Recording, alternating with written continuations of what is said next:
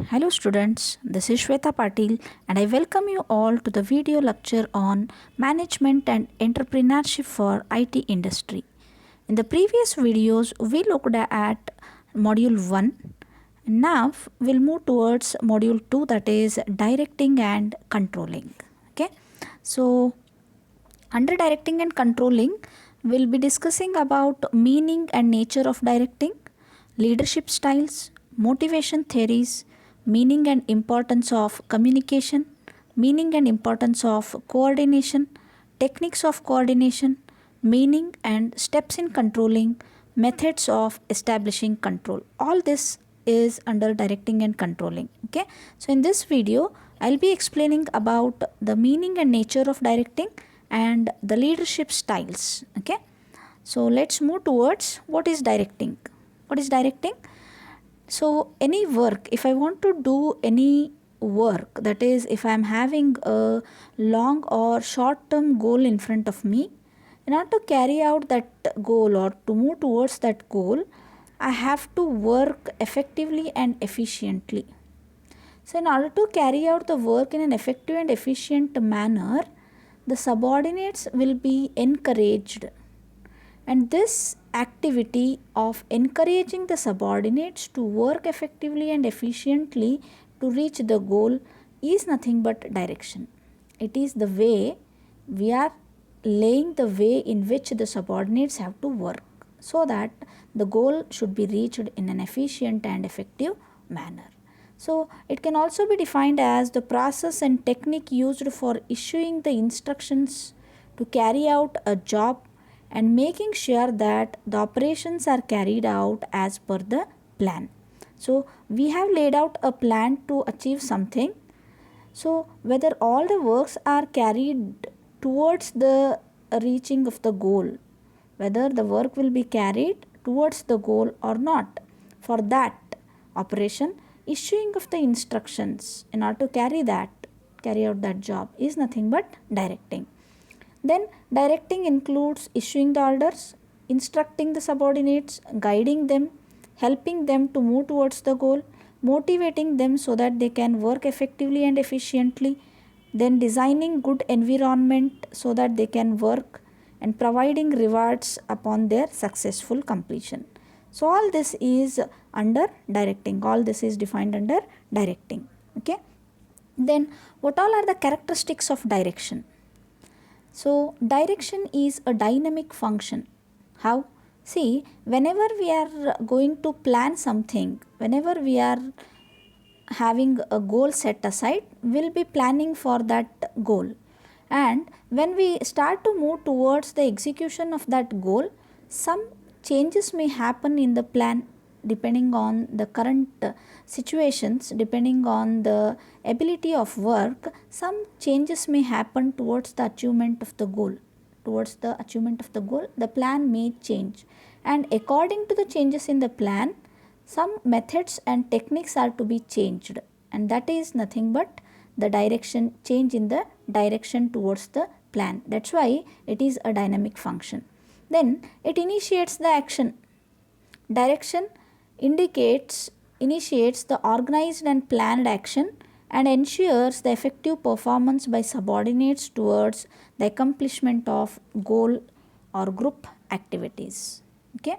Then it is a universal function, means direction is necessary at all different levels of management. We are having 3 different levels of management: top level, middle level and low level. Under low level we are having all the subordinates, supervisory level, isn't it? So is that only direction is necessary at the supervisory level or at the middle level by the managers or by the CEOs and all? No, it's not so. Where all it is necessary, it's necessary everywhere at all the levels of the management. Even at the top level also direction is necessary. That's why it is a universal function. Means what? It is performed at all the levels of the management. Then it provides a necessary link between the various managerial function. Different managerial functions are there: planning, organizing, staffing and controlling. So among all these, a link will be provided by the direction. Then next is concerned with the human relationship. direction will deal with the relationship between the people who are working in the organization. Okay, it will take care of the relationship what exists in between the workers or the people who are working in the organization. So this is all about the characteristics of direction. One is it is dynamic function, it initiates the action, it is a universal function, it provides a link between the various managerial functions, and it is concerned with the human relationships. All these come as the nature or characteristics of the direction. Next, moving to the leadership. What is leadership? It is nothing but an ability to influence the people towards the accomplishment of goal. In order to achieve the goal, we have to move towards the goal. We have to work towards the goal. All the subordinates who are working to achieve the goal, okay, should be directed, right? So one of the persons who are working, okay, will act as a leader, or a manager will be acting as a leader. A leader is one who is having the capability to influence the people to accomplish their goals. Okay, so we have different styles of leadership. This leadership may be a traits approach, the style may be behavioral approach, or the third one is contingency approach. Let's discuss all these one after the other. So moving towards that traits approach. Trait means what? Trait means quality or characteristics of a person. So it is believed that the people have the leadership quality by birth.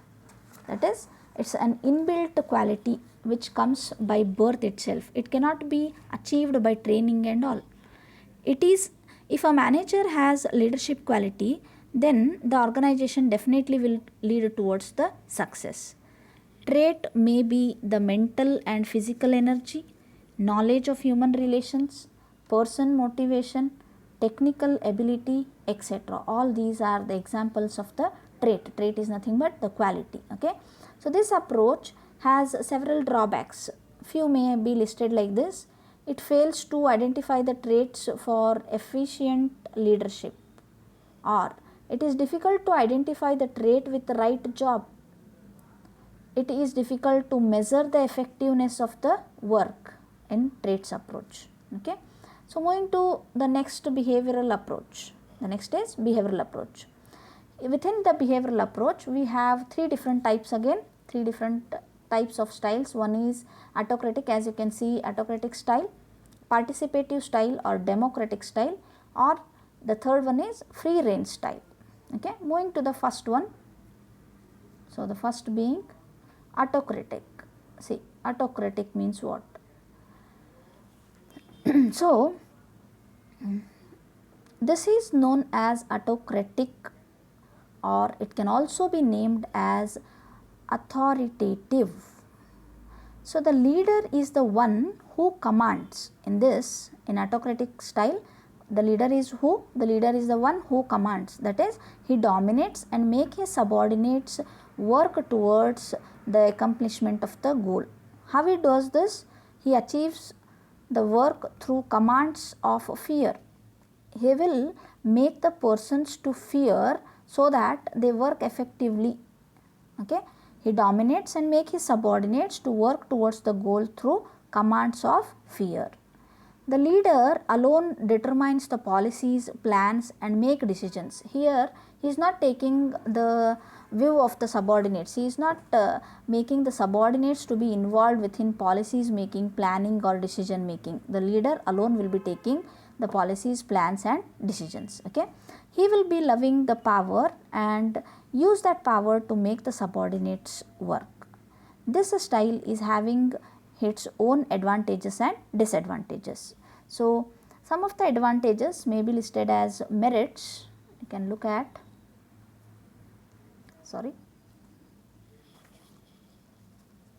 so here are some of the advantages listed.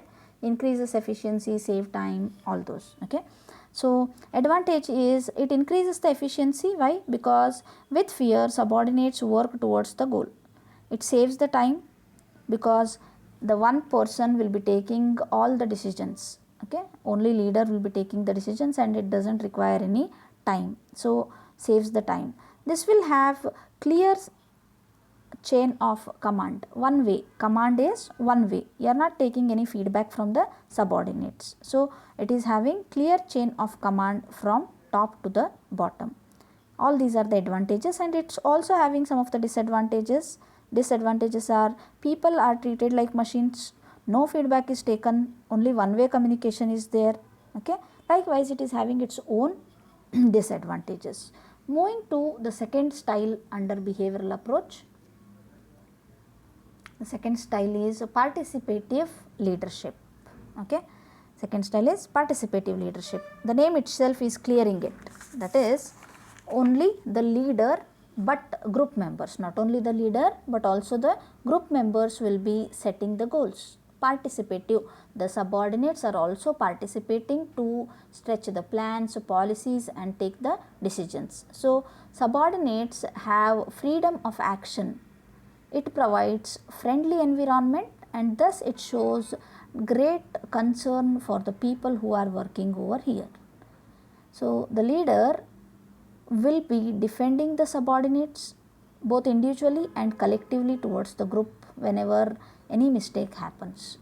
It has its own merits and demerits. This system also is having its own merits and demerits. Merits being, encourage the people who are working to work efficiently because the support is there from the leader, and all of the subordinates are participating towards the setting of the goals, right? That's why it is nothing but an encouragement for the people who are working.